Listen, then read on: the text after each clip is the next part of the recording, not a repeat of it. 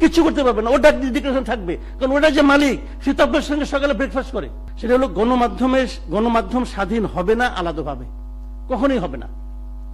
আপনার জ্বর হয়েছে, সারা শরীরে আপনার 104 ডিগ্রি টেম্পারেচার, আপনি আশা করছেন আপনার মুখটার মধ্যে কোনো উত্তাপ নাই, মুখের টেম্পারেচার স্বাভাবিক, এটা ইম্পসিবল, এটা হবে না।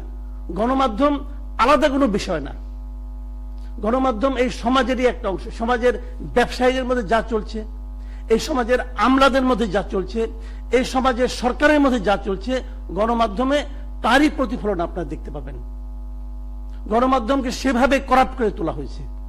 এখানে আপনি কিছুই করতে পারবেন না যতক্ষণ পর্যন্ত আপনি ব্যবসায়ীদের মনোভাবটা চেঞ্জ করতে না পারবেন। আমাদের আগে কি হতো, জমিদাররা একদম লাঠিয়াল পালতো তাদের অন্যায়কে, তাদের সম্পদকে রক্ষা করার জন্য। যে এই লাঠিয়ালদের কাজ হলো যারা প্রতিবাদ করবে তাদেরকে পিটাতে হবে। এখন কি করে প্রত্যেকটা ব্যবসায়িক প্রতিষ্ঠান সাংবাদিক পালে, সাংবাদিকরা তাদের লাঠিয়াল। আমি বিভিন্ন প্রতিষ্ঠানে চাকরি করেছি, আমাকে করতে হয়েছে এই কাজগুলো। আমি জনগণের চাকরি করেছি, জনগণের বসে আমাকে করতে হয়েছে। জনগণের ব্যবসা ছিল, তাদের কয়েল ব্যবসা, তাদের আপনার কি বলে ডেভেলপারের ব্যবসা ছিল তাদের। ওগুলির বিরুদ্ধে যখন আন্দোলন হতো তার বিপক্ষে আমাকে লিখতে হয়েছে। আমি লিখেছি। কেন লিখেছি? কারণ এই লেখার মাধ্যমে আমার বাসায় যে আমার বউর বাজার করতে হবে, আমার সন্তানের দুধ কিনতে হবে। তো আপনি যখন অভুক্ত অবস্থায় আমাকে পাহারা দিতে বলবেন, তখন তো আমি পারবো না। তারপরে আপনি আমার বলবেন তোমার তো নৈতিকতা নাই, তুমি তো এগুলি করো। ভাই, এটা মানায় না। আপনি ব্যবস্থা করেন, আপনি আইন করতে পারবেন যে বাংলাদেশে 2 মাস যদি কোনো পত্রিকার বেতন বাকি থাকে সেই পত্রিকার ডিক্লারেশন বাতিল হবে? করতে পারবেন? পারবেন না, পারবেন না। এটা রিয়েলিটি। এবং মানে আমি তো এখানে জানি এই দেশে এই মুহূর্তে 4 মাসের বেতন বাকি আছে, বড় প্রতিষ্ঠান 4 মাস। পারবেন আপনি? পারবেন না, কিছু করতে পারবেন না। ওটা ডিক্লারেশন থাকবে, কারণ ওটা যে মালিক সে তো আপনার সঙ্গে সকালে ব্রেকফাস্ট করে। ওই পত্রিকায় যে সাংবাদিক তাদের কাউকে আপনি চিনেন না, মালিককে চিনেন।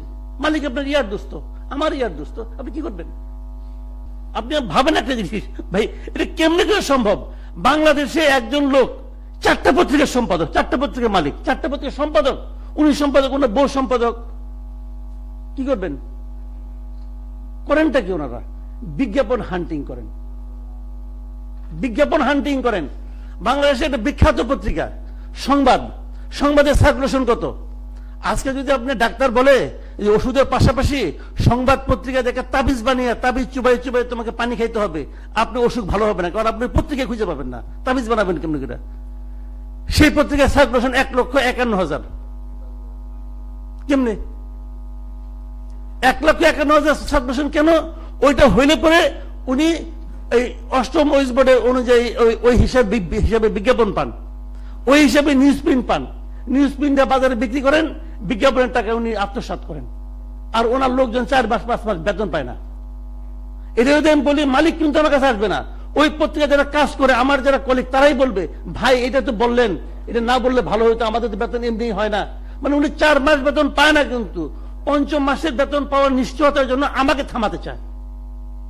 This is the reality.